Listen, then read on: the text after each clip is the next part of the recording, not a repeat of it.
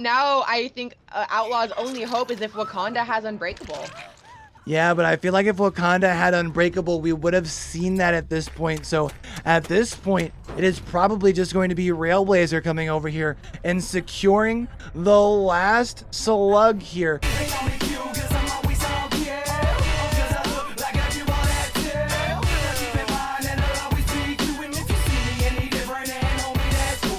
Hey, what it do, what it do? It's your boy Q, and welcome back to YouTube. Happy New Year's, and we are back with Vigo's Court action. We are officially through week number 7, and that means we've got just 5 weeks left of season number 2 until the postseason, which does mean that the margin for error continues to shrink. That does mean we're at the point in this season now where we're seeing a lot of teams starting to select, an S tier killer or two here and there. And while there has been much discussion on the desk thus far in the season about does Spirit belong to be in the discussion really as far as an S tier killer, of course, feel free to let me know your personal thought down in the comments below. But we did see Bear come out for Team 6 against Hex Girls on Temple of Purgation and walk out with the 4K. I know Shep was really happy, as she said it restored some of her faith in the spirit. But that's not all. We saw a lot of good matches, but another one that I really wanted to bring to y'all's attention, a killer that I don't think a lot of people see as comp viable.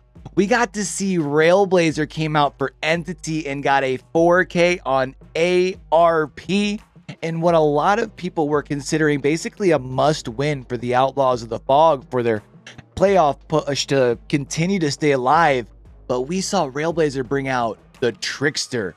Man, that was a fun game to watch. I think y'all are going to watch those. If you're wanting to catch what the Vigo's Court games look like live, as we do still have 5 weeks left and postseason as well, I'll leave a link for the Vigo's Court Twitch page down in the description below. Of course, if you're wanting to keep up as far as where your boy is shoutcasting at, as our schedule is getting pretty filled up here in this early part of 2022, I'm going to leave a link for my personal Discord. The mods have gotten pretty good of keeping people up to date if I happen to forget to put an update or anything like that. All right.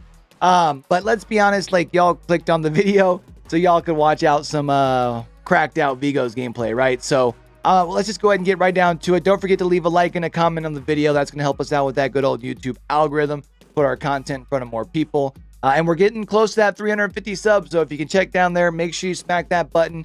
We're going to be chasing down 1,000 subs here for 2022. So it really means a lot to me if you can make sure that you are subscribed. Plus, if you turn those notifications on, we can catch you right back here for that next video, right? But until next time, don't forget, man, with everything crazy going on in the world today, be true, be you, be sincere, game hard and love harder. It's your boy Q, signing out. Yeah, but let's go ahead and take another trip back into the fog. And this is a pick that I think you had brought up, which was seeing Trick Daddy Kane come out here. Oh so boy, okay, Railblazer, I see you. Yeah, very interesting to see. Now I do like one thing that obviously he can that Trickster can bring to the table on this map. Some of these more kind of filler areas on the left, like we're actually running away from here, as Legum is. They have the lower kind of walls to them, so you can still apply those dagger hits while you're in the middle of your loop. However, you do have quite a bit of stuff in the middle of the map that has the higher area. So if I'm a survivor, I'm trying the best that I can, at least in the early part of the trial, to spend time around the main tiles of the map. Yeah, absolutely. You kind of want to stay around these taller areas because Trickster will just hurl those knives over the wall. And we will see him do that and get his first down. Yeah, Railblazer here actually getting a very early down, and now going to be able to put a survivor here actually on the uncorrupt side of your map here. Now, it does look like it was the middle gen that we did lose there, which is a little unfortunate, but that does mean here at this point you can kind of limit yourself and try and zone your survivors into playing more into this corner of the area. Maybe try and burn some of the resources a little earlier. We do see Outlaws of the Fog here taking chase. Of course, that is always a good target to find. If I was playing against these guys, that's probably the one that I would try and identify for the quick down. Don't believe Vigos like that. But that's going to be a very quick hook number 2 here, second hook before we see a second gen. Definitely, Railblazer doing a really good job of keeping some really consistent pressure on these survivors, which is what Trickster is good for if you can get him in the right situation. What's going to be interesting though is we can notice there on the left side of the screen that Lagum has yet to be reset. Now, actually, this is Lagum that we are now taking chase with here on the bottom side, or sorry, the top side of the map. And of course, with him already having, or with Lagum already having one health state being gone, this is going to be a relatively quick down here. Spending a little bit of extra time just for fun with the bat there. The question is, do you have the decisive strike? Because we are in the corner. No decisive strike to be dropped here at this point. This is going to be hook number 2 for Lagum before we see a second generator complete. Absolutely. Railblazer, again, doing a really good job of keeping that consistent pressure up. And finding scratch marks almost immediately. You see this generator has a lot of progress on it, but Railblazer putting that survivor on the hook there is going to do a lot to get that regress.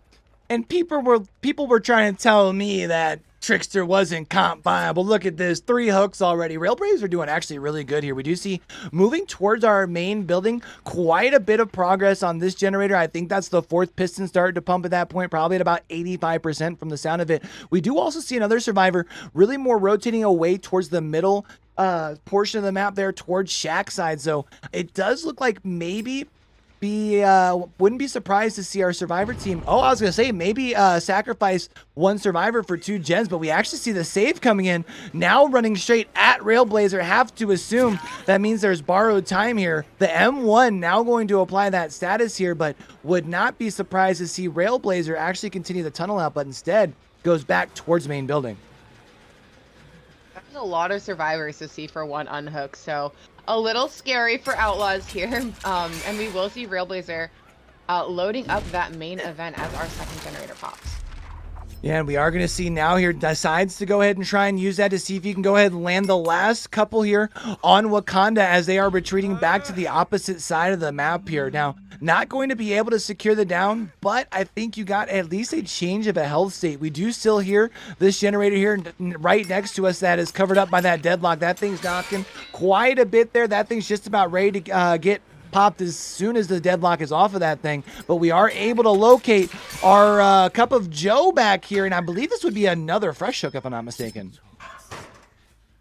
Yes, that would be a fresh hook here on JoJo. So Railblazer doing a really good job of getting those first hooks out of the way because you want to make sure that as you get close to the end of the game, these survivors have as few hook states remaining as possible to deny them those extra points. And now you are going to be able to get back over here towards the main building. Not going to get here in time to prevent the popping, but you are going to be able to get a very quick down onto Wakanda, actually opting to go for the slug here. This play could get interesting, especially because I also saw our Vigo's court friend there on the edge of the, basically right where we were, but this is actually going to be a very quick down. I think this is going to be counting out the borrowed time. There is the down onto JoJo. JoJo just came off of the hook. No decisive strike to be played here. We still have yet to see Wakanda get picked up across the map. There it is, Wakanda getting picked up just now, but that means very minimal objective work is getting done right now against this Trickster. Yeah, and we do see 3 generators have been done, but that doesn't put Outlaws in a very comfortable position either way because we are seeing a lot of hook states just kind of going. Yeah, and now at this point, we are going to be using our main event to take this survivor off of the hook here. Not going to be able to get enough of the daggers onto Wakanda to force a health state change. However, it is going to be enough distance to be made here for the save to come in. Now taking the M1 onto TTV, Vigo's court, but instead breaking the chase and trying to go for the tunnel out onto Cup of JoJo. The only thing is Cup of JoJo does seem to be taking chase going towards the 1 generator that had the most progress because it is covered up by that deadlock.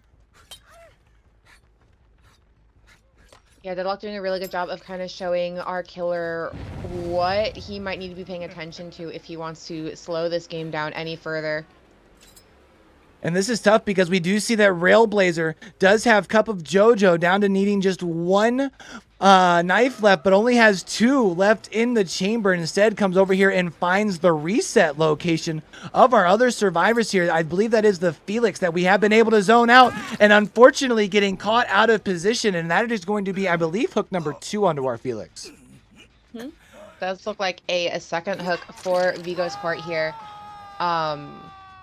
With only 1 generator left and 6 hook states already on the board, not doing too bad for a killer that a lot of people really don't consider for comp. I mean, whoo, only 4 gens. This boy's got 6 hooks. I mean, I would say Railblazer is showing us that maybe we need to reconsider our thinking here. It does look like, he's doing a really good job. Oh, man, really doing a really good job. Now, I can't help but wonder if Railblazer is going to be able to locate TTV Vigo's court. I was going to say, because they do have that renewal, so that is going to be a very quick health state change and a heal without actually needing to be healed. But Wakanda is going down in the pallet space. The question is a survivor in the area? I don't hear any footsteps, and that is going to be another hook here. Hook number 1. That does mean that now our killer here, Railblazer, now has gotten all 4 fresh hooks here at this point. I'm guessing that will probably be our deliverance play. I have a feeling it probably is going to be the deliverance player, but I'm not entirely sure who's been running what. But there it is. Oh, and this is tough. You have now located all 3 survivors over here. You have 6 knives left in the chamber. You need 1 of them to hit Felix here. Nice shot, though, to at least be able to change your health state. Looks like going to be trying to zone Felix into the middle of the map here. I do like that play. Seeing Felix now making the play towards the middle, and instead actually catching Lagum out of position, who is trying to move over to get a little bit more progress onto that gen. That's now 3 survivors who are all injured on the map. Yeah, not a comfortable position to be sitting in if you're Outlaws of the Fog. You really don't want to be risking those injured states, especially because Trickster can just kind of like lob knives at you from a rather good distance if the killer knows what they're doing. Now we do hear quite a bit of progress on this gen. Yet again, finishing the gen right in the face. That is going to be generator number 5 getting done. That's 4 stacks of No Way Out, meaning that there is 60 seconds until our survivors can even start working on these doors. And oh my goodness gracious, you will see both doors here right next to each other on the same side of the map. You will also see on the right side of the screen, we do have that status effect. We have caught somebody trying to go for the no-ed, but instead able to pop our power, able to see if maybe we're able to get the down. Ooh, and able to get the down here. We still have about 25 seconds left on that No Way Out here as low. Yep, a very comfortable position for Railblazer to be sitting in, doing a really good job of getting those knives down, applying that pressure, and preventing that no-ed from getting popped. Now, this is tough, too, because, of course, with the no-ed, yeah, it's like, yeah, they're down in a pallet space, but you don't even want to risk taking, like, the M1 and also still getting stunned, right? Oh, but that's going to be 2 people down now in the pallet space. TTV Vigo's court, unfortunately, getting caught out of position. Easy pickup here, because I do believe that will be hook number 3 for TTV Vigo's court. Now, No Way Out is off of the doors. We do see the red lights starting to get accumulated on this door over here on this portion of the map. Not sure if we're going to be able to get there in time. We do see Lagum over here. The time is ticking. We still have the No Way. It escapes death, and that's going to be a 4th player on the ground. I don't know if sticking that door in front of a Trickster with no-ed was the play, but that it was the play that we saw, I guess. Now I think Outlaw's only hope is if Wakanda has Unbreakable. Yeah, but I feel like if Wakanda had Unbreakable, we would have seen that at this point. So at this point, it is probably just going to be Railblazer coming over here and securing the last slug here. Now, do keep in mind, we did have one of our survivors in the area, or one of the hooks already taken care of, but there is still a hook relatively close here. And chat, I'm not sure what resolution y'all are watching this Trickster game in, but that does indeed look like a 4K to me. Honestly, really impressive. With a Trickster, really, really impressive. A really good game for Railblazer. It's Tricker, rock, alright, it's tricky. It's tricky. Honestly, that was really good. I mean, that was really impressive to see. Yeah, a really, really good Trickster game for Railblazer. Railblazer is showing consistency as a killer because he has had some pretty good performances in the past couple weeks. All right, let's go ahead and take another trip back into the fog. And I think you had mentioned the possibility of seeing this killer with the high mobility here. We're actually going to see the Spirit. Of course, we did see Spirit come out yesterday on Thompson House. I know you had said gave you a little bit of a sense of life Some for faith restored, faith yeah, for some the faith Spirit. restored. So we'll see here. We are going to see though, as we do push 2 survivors off of this generator, we are going to notice the sparks flying off the gen. That is going to be from the ruin there, helping in the early portion of the trial here with corrupt intervention. The question's going to be how long Gramps taking a nice protection hit here, actually able to take the body block for the hit there, prolonging this chase. Now going to plus 10 wood to the face as well, causing a little bit of an extra time for some distance. But now it does actually look like Bear is going to go ahead and break chase. Now moving on to Gramps here. Gramps though with the nice play at the pallet, able to drop that, not able to get the stun, but still able to make some distance. A little bit of a come hither way from Gramps too, which we have seen from Gramps multiple times. It's interesting to see Bear play a Spirit here, knowing that in the week 6 match, Hex Girls also played a Spirit. And we are going to see here Gramps going on a good run. Again, another plus 10 wood to the face there from that pallet. At this point, we do have about 15 seconds left on that corrupt intervention, which does mean we've been in this trial for quite some time. And we have yet to see a gen, which I wouldn't be surprised would mean that we have a couple of generators getting close. We do see the deadlock here on this gen that this ace was actually working on. We can hear it has quite a bit of progress on it as well. So right now getting covered up, potentially going to see a nice little combo of deadlock and ruin. Unfortunately, I'm not sure Vader's here to be able to see the deadlock value here once again. But at this point, continuing our chase, able to get the down onto Jade. But the question is, how close do we have another gen to popping? Because it's been quite a bit of time here. Yeah, we have seen, I think we've actually had eyes on every survivor thus far in the game, but we do see 2 generators pop, and this is only going to be our first hook, despite getting quite a few injured states down. So our survivors doing a really good job of rotating in and out who's in chase when. And do keep in mind that is going to have actually been the gen that was covered by the deadlock initially, pretty much as soon as it got uncovered. Really good communication by our survivors to be able to actually move in and finish that gen there. It was probably this Nia, if I had to take a guess. Nia now using sprint burst to build a little bit of distance. Should be able to get the save here without the risk of the grab because of the impatience here by Bear. Actually might have been able to get a grab, but instead going to go for the 1-for-1 here. Just going to go ahead and let Jade, or Eternal Jade, go ahead and build that distance. That is going to be hook number 1 onto Irodori, and that is going to be our second hook thus far in the game, and still only 2 generators complete. Yeah, I'm starting to feel some of the pressure here. I'm sure on the survivor side, they still have 2 fresh hook survivors. Of course, there are only 2 hook states on the board, but this is a point where the game could start getting really nasty.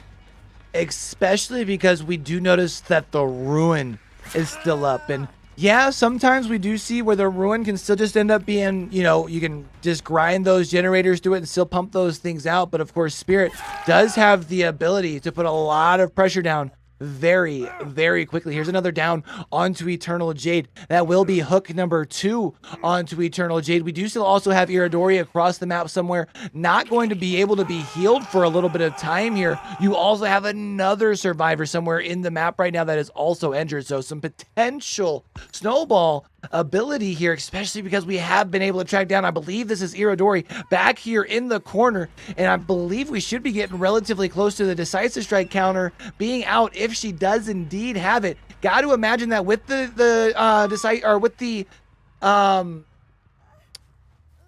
deliverance, you probably had a decisive strike combo, but instead I'm not sure if maybe that was a missed decisive strike or if it just ran out, but that is going to be a second hook there.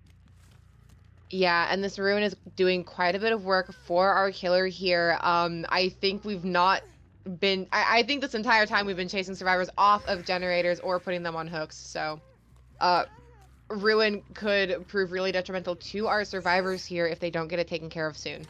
especially because it isn't a portion of the map that will probably not be used too much right now. We notice that it's not as far as in the generator area right now, which is kind of big because right now you are probably going to be seeing 2 survivors need to move in for the safe if that is indeed what they are doing. Actually, we are going to see a gen getting complete across the way. That's also going to lock our survivors here into a relatively tight 3-gen spawn. Not the tightest I've seen on this map, but it a relatively decent 3-gen spawn. And it does actually look like this is going to be Iridori just being forced into the elimination stage here.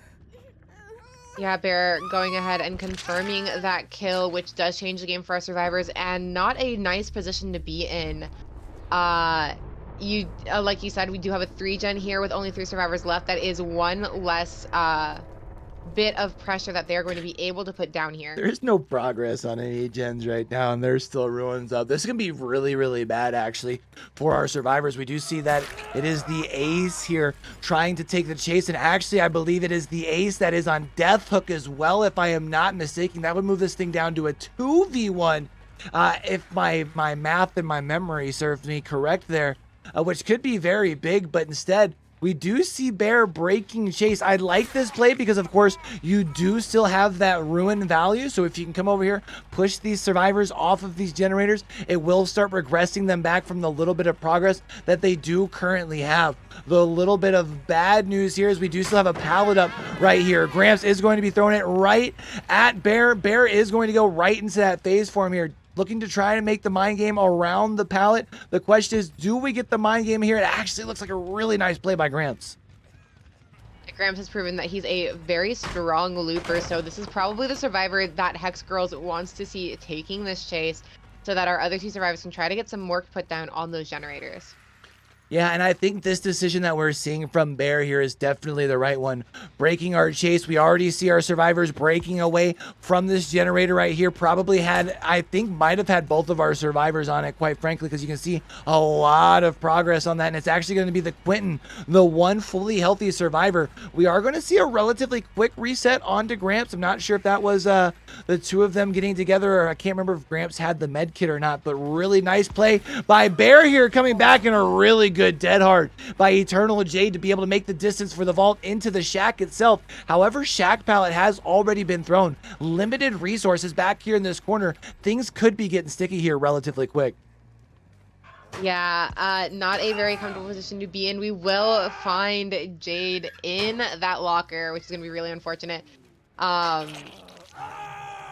that elimination? Yes, that is an elimination. So now we only have 2 survivors left. And Bear kind of been going with the strategy of push them off the generator, injure them, and force them to either reset and drag the game out or try to do these gens while injured, which will just give Bear more of an advantage. And this is tough because I do believe actually the generator that we were just by is the one that has the most progress on it. In the trial at this point in time, it looks like we've got a sound notification downstairs. If I had to guess, that is probably going to be the survivor that is looking for a rune. Probably was trying to find the rune that might be on the back side there. Maybe just happened to, I'm not sure if there's a vault down there or something, but that does mean that there is probably nobody on a gen currently. And that down onto Gramps is going to be hook number 1, which means you do have some hang time to be able to look for your 4th and final survivor. It does look like Bear is going to make the decision. I don't know if he saw something that I didn't, but Bear's going to go ahead and go check on those generators, knowing that we had a lot of progress over here. Yeah, I think your thought process here from Bear was to come over here and check this one in this corner, thinking that you had some time, and maybe didn't quite see where the sound notification was and was wondering maybe that was from a missed skill check on the generator that had a lot of progress at it at one point. But here at this point, I would not be surprised to see Bear go ahead and go back for Gramps here. Again, knowing that you do have 6 hook states and 2 eliminations. So that means both of your survivors currently in the trial are both fresh hook, which means if you put Gramps up on hook, they aren't going to be able to, you still have some time for them to hang before you even have to worry about a hatch play. Yeah, honestly, if I'm Bear, I would just go ahead and pick up Gramps, especially because on Temple, this is a large map. Gramps could just very easily be lost. And Bear is risking a lot of points here to a bleed out if he gets to the point where he can't find Gramps. Agreed, because then just imagine you have a bleed out and then even on top of that, a potential hatch play. really putting a lot of points at risk here. So now at this point, going to be seeing Bear breaking away with that phase walk, checking in on these generators again. Nothing going on this backside where you have the two generators together. I really feel like our play here is definitely going to be to come over here and find your hook. But hopefully at this point, Gramps hasn't been able to stray too far away. Yeah, if I was Gramps, I would be crawling as far as I could. And it does look like Gramps did do that, so going to be a little bit of a trial to try to find him here. Yeah, I'm not sure if Bear heard Gramps back where we heard Gramps, because I think I have a general idea of where Gramps is. I think at this point, Bear is just trying to ensure that they're going to keep a auditory location on Gramps until they get closer, until they'll bleed out. And then at that point, you can start your 2-minute countdown with the actual hook itself. There is Gramps there, and I do see moving back and forth. Not sure if maybe they were able to actually get a location on the hex totem that Gramps was kind of, crawling around there. But here at this point, Bear can kind of just honestly vibe, and you've got a little bit of time and don't think you have to worry about seeing a 5th gen. Now you just kind of patrol your hook, and you probably just gonna be waiting to try and make a 50-50 play at the hatch. Yeah, definitely. Bear has set himself up in a very comfortable position right now. A lot of pressure on our survivors here. I would assume that maybe Stacken is going to be looking to unhook or trying to finish that generator. Checking lockers here in the basement. Honestly, I wouldn't be surprised if Bear decided to try to check some of these lockers in the basement at Temple as well. But unfortunately now, really, you could be having Quentin really just hanging out anywhere. And we do see Gramps is getting relatively close to that 2nd stage, which does mean you're just 2 missed skill checks away. But I don't know if you saw that. Located right here on the backside of the corner. That is actually going to be the Quentin, not going to be able to stay hidden for enough time. Gramps might still potentially be able to sacrifice themselves and still allow a hatch play, but there are not too many resources left over here. Yeah, this is a very dangerous place to be for our survivor. Bear going ahead and taking the chase, and a very, very nice phase. Really good work here by Bear, and right as we see the 3rd elimination coming in, going to be able to get the 4th. And honestly, Bear coming out here and really just purgating all over this temple, just really setting the pace for 6 here. And I mean, what is that, 4 gens done for Hex Girls? I mean, honestly, if there's a way that you want to come out and set a pace for a matchup, this is the way you do it right here. If you ain't show-stopping, you just don't wanna be. You wanna be me, but you will never be as fresh as see you.